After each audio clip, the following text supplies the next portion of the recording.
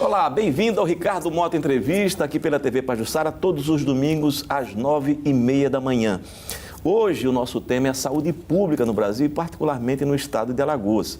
O nosso convidado é o secretário municipal de saúde de Arapiraca, o Biratã Pedrosa Moreira, que é também presidente do Conselho de Secretários Municipais de Saúde do estado de Alagoas. E, sem dúvida nenhuma, um dos mais antigos, apesar de jovem, militantes do SUS no país, com uma ampla experiência nessa área, tendo já dirigido a Secretaria Estadual de Saúde, entre outras secretarias de saúde espalhadas pelo país. Agradecemos a sua presença, doutor Biratã. Inicialmente, dá para ser otimista ainda depois de tanto tempo ou ser realista já está de bom tamanho? Veja bem, Carlos, eu estou fazendo esse ano 38 anos que estou na saúde pública e participando desse processo todo, contribuí para a formulação desse estudo, estávamos lá na Assembleia Constituinte fazendo lobby para que esse país tivesse um sistema público de saúde eficiente, resolutivo, etc. Temos um texto constitucional que é uma maravilha, né? Temos um sistema de saúde inspirado e copiado, corta e recola, do sistema inglês, que é um sistema aprovado hoje por 70% da população. Nem a Margaret Thatcher conseguiu derrubar, né? Nem conseguiu. E aprovado por 70% da população. Né? E estamos nessa batalha já há 25 anos, construindo esse sistema único de saúde. Ricardo, eu como sou lá de trás, eu sei o que era antes e o que é hoje. E sei avaliar, sem nenhum ufanismo, o quanto se avançou. Né? Quando eu comecei a trabalhar em Alagoas, nós tínhamos 92 municípios na época, tinha 20 que tinha médico, por exemplo. Hoje você tem os 102 municípios, todos com cobertura, se expandiu muito o acesso... Todos com médico? Todos com médico. Tem certeza, doutor Biratã? Com mais de um, inclusive, né? Com equipe de saúde da família, etc. E se expandiu muito o acesso a serviço de saúde. Hoje a população tem acesso, com algum nível de dificuldade, dependendo do tipo de serviço, mas tem acesso a serviço de saúde. Na atenção básica, esse acesso é menos difícil e, basicamente, hoje ele está universalizado pelo estado inteiro. Agora, nas ações que a gente chama de média e alta complexidade, os exames, os procedimentos que não são feitos na atenção básica, aí você tem um gargalo imenso. Doutor Biratã, se o senhor me permite, eu vou interromper aqui, mas não é o problema de que a atenção básica não funciona que faz com que haja esse gargalo na atenção média e, enfim, e alta complexidade? Sem complexidade? Dúvida, é uma das causas.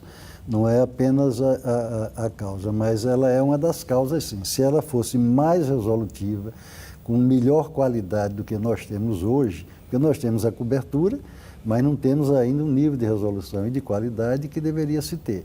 Então, isso faz com que o médico da atenção básica, não devidamente qualificado para lidar com o espectro geral das doenças das pessoas, ele termine se socorrendo, às vezes desnecessariamente, de um especialista ou de um exame, etc. O avanço tecnológico, Ricardo, de certa forma também contribuiu muito para isso. Lá atrás, eu me lembro da época que eu dirigi o INAMPS, por exemplo, aqui na época. Na época não tinha um tomógrafo aqui. Nós fazíamos tomografia para os segurados do INAMPS na época, em Recife ou em Salvador. Aí tinha uma junta médica que analisava os pedidos, etc. E se fazia muito pouco, até por essa dificuldade. Hoje você tem tomógrafo por todo canto. O HGE tem um dos melhores, dos mais modernos. Arapiraca tem 3 tomógrafos, para você ter uma ideia. E aí, assim, só como exemplo, então o avanço tecnológico foi fazendo com que o médico cada vez mais ficasse dependendo de tecnologia. Preguiçoso? Talvez, mas de certa Medroso forma... de dar o diagnóstico. Mas de certa forma, vamos fazer um paralelo aqui. Antigamente, o médico fazia um exame aqui, etc., achava que o cara estava com alguma coisa aqui no estômago e tal, e ele ia pela história, pelo exame, chegava lá um diagnóstico... A velha e boa anamnese. Exatamente, e conduzia um tratamento. Hoje o médico, mesmo aquele que faça isso e faça bem feito, ele fica sempre querendo se apoiar, por exemplo, numa endoscopia. Porque o que é endoscopia? Você bota um tubo aqui e vê dentro o estômago, que você não vê apalpando, verificando, etc. Então, ele termina se apoiando muito na tecnologia. A semiologia era fundamental, né? Exatamente. Deixou de ser? Mesmo aqueles que ainda praticam, que são poucos, terminam se apoiando. Os outros que não têm a prática, não têm o bom conhecimento, etc., se apoiam diretamente na tecnologia. Só isso encarece a semiologia, né? Sinais e sintomas, né, que indicam um mal, etc. A história ali da doença. Então, isso encarece muito o sistema, né? E cria um gargalo na atenção básica por um encaminhamento mais do que o necessário, né? E pelo custo que a tecnologia. Porque tecnologia, em qualquer setor da economia, Ricardo, ela significa diminuição de custo. O cara compra uma máquina de última geração para fazer camisa, por exemplo, e rapidamente ele baixa o preço da camisa que ele fazia antes com essa máquina mais moderna. É escala. Na saúde, não. É escala. Na saúde, não. A tecnologia termina só aumentando o custo. Ela só aumenta custo. Ela não consegue ter essa mesma lógica dos outros setores da economia. O equipamento fica obsoleto muito rapidamente. Não se paga, e aí você vai, hoje o automóvel vai assim, amanhã é assado e vai por aí, entendeu? Então, assim, há uma atenção básica pouco resolutiva, de baixa qualidade, com encaminhamentos desnecessários e o custo altíssimo dessa média e alta complexidade. E aí você alia um baixo financiamento que o sistema tem e impede que você ofereça, na medida de toda essa demanda gerada, muitas delas desnecessárias, aqueles procedimentos, aqueles exames, etc., que a população tem. Hoje, qual é a grande queixa no sistema de saúde nosso? É acesso aos serviços, né? A população, de certa forma, Ricardo, nem chegou ainda no nível de reclamar da qualidade. As queixas da qualidade são minoritárias dentro da queixa geral, que é a queixa do acesso. É de dificuldade. Não ter acesso, né? É a dificuldade. É o cara que está aqui com um exame solicitado há 3 meses, dizendo, eu estou aqui há 3 meses, não consigo fazer meu exame. Entendeu? É o acesso. E esse acesso está muito limitado. Tem alguma coisa da gestão, porque se você tem um bom gestor que racionaliza, que organiza fluxo, não sei o que, você rende mais, mas fundamentalmente tem a questão do financiamento. Nós não fazemos, por exemplo, lá em Arapiraca. Não tem dinheiro para fazer saúde Não pública. tem dinheiro.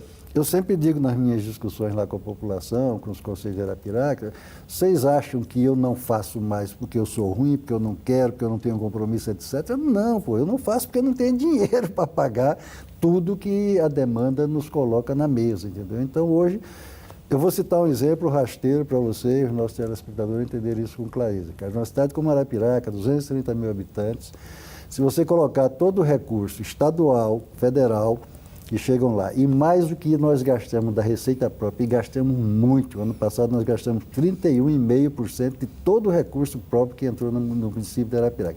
Se somar tudo isso, dá R$600 por ano por habitante. Se você, quem está me ouvindo, que tem um plano de saúde, bota a mão na consciência e veja quanto é que ele paga por mês no plano de saúde.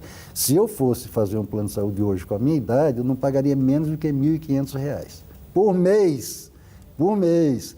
E nós temos R$600 por ano para fazer vacina que o plano de saúde não fala, para controlar a dengue que o plano de saúde não faz, para fazer vigilância de saúde que o plano de saúde não faz, para ter hospital de urgência que os planos de saúde não têm para o grande trauma, etc., tem aquelas urgênciazinhas clínicas, etc.